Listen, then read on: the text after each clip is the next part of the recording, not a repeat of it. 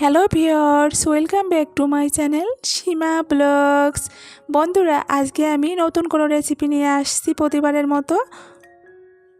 আজ আমি করে দেখাবো মোচমোচে লাউ পাতার রোল বা স্ন্যাক্স। রেসিপিটি ভালো লাগলে অবশ্যই লাইক শেয়ার করে দেবেন এবং চ্যানেলটি সাবস্ক্রাইব করে নেবেন। তো চলুন বন্ধুরা, দেরি না করে শুরু করি। প্রথমে আমি একটা মিক্সিং বোল নিয়ে নেব।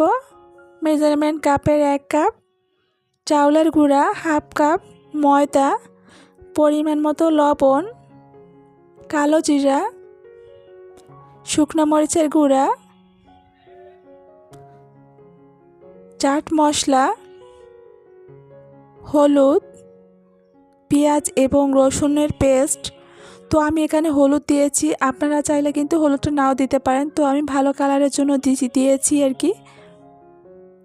অল্প অল্প করে জল দিয়ে একটা ব্যাটার তৈরি করে নেব। বাট এখানে ব্যাটারটা যেন পাতলা না হয় বা একদম গাঢ় না হয়, এদিকেও খেয়াল রাখবেন, একটু সময় নিয়ে করবেন তাহলে ভালো হবে। তো আমার কিন্তু অলরেডি করা হয়ে গিয়েছে, এবার সাইড করে রেখে দেব। এবার আমি এখানে পুর রেডি করব। এবার আমি ভিতরের পুরটা রেডি করব। তার জন্য একটা প্যান বসিয়ে দেব। তেল দিয়ে 1 চামচ পাঁচফোড়ন, পেঁয়াজ কুচি, আদা রসুন থেতো করে দিয়েছি, কাঁচা মরিচ, শুকনো মরিচের গুঁড়া, লবণ, হলুদ এগুলো দিয়ে একটু ভেজে নিয়ে এবার আমি সেদ্ধ করা আলু দিয়ে দেব। তো 3টার মতো আলু দিয়ে দিয়েছি। কিছু সময় আমি কুক করে এবার আমি ধনেপাতা দিয়ে দেব, আর এখানে ধনে এবং জিরার গুঁড়া দিয়ে দেব। তো আমি ধনের পাতাটা পরে দিয়েছি, এতে করে কিন্তু কালারটা ভালো থাকে। আপনারা চাইলে তেলেও দিতে পারেন, সেক্ষেত্রে কিন্তু কালারটা ভালো থাকবে না। তো পুরটা আমার রেডি করা হয়ে গিয়েছে, নামিয়ে নিয়েছি। আর এখানে আমি লাউ পাতা নিয়েছি। লাউ পাতাগুলো ধুয়ে পরিষ্কার করে আমি হালকা সিদ্ধ করে নেব লবণ জলে। তো অল্প করে লবণ দিলে ভালো হবে আর কি, পাতাটা আর কি যেহেতু ভিতরে যাবে আর কি। তো হালকা করে লবণ দিয়ে আমি সিদ্ধ করে নেব। তো সিদ্ধ করে আমি ঠান্ডা জলে একটু রেখে তারপরে আমি কিন্তু জলটা ঝরিয়ে নিয়েছি।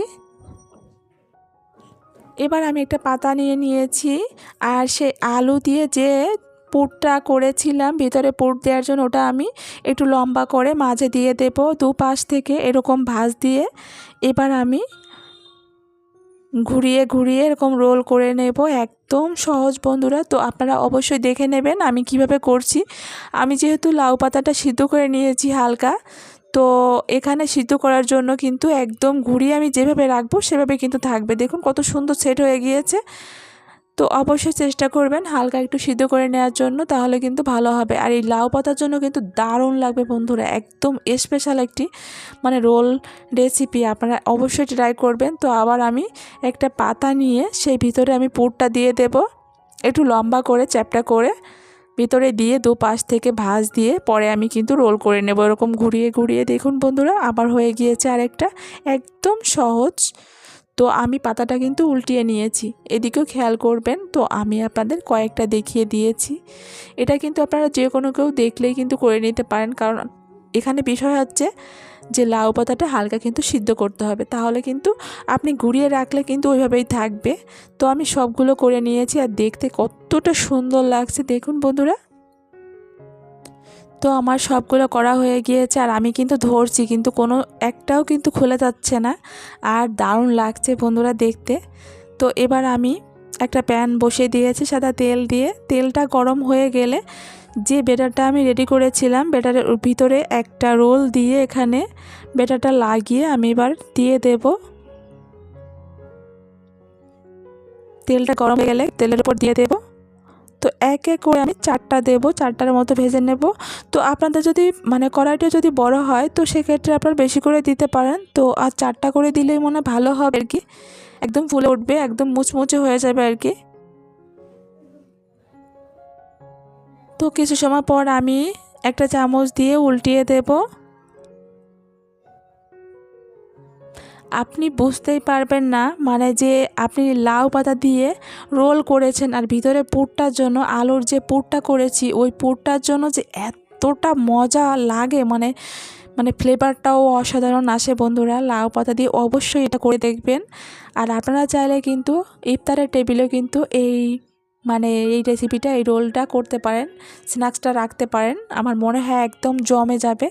তো যাই হোক, আমি একটু লাল লাল করে ভেজে নিয়েছি, এবার তুলে নেব। তো বন্ধুরা দেখুন, আমি নামিয়ে নেব। আর কতটা লোভনীয় হয়েছে, একদম ফুলে উঠেছে, মুচমুচো করে আমি ভেজে নিয়েছি।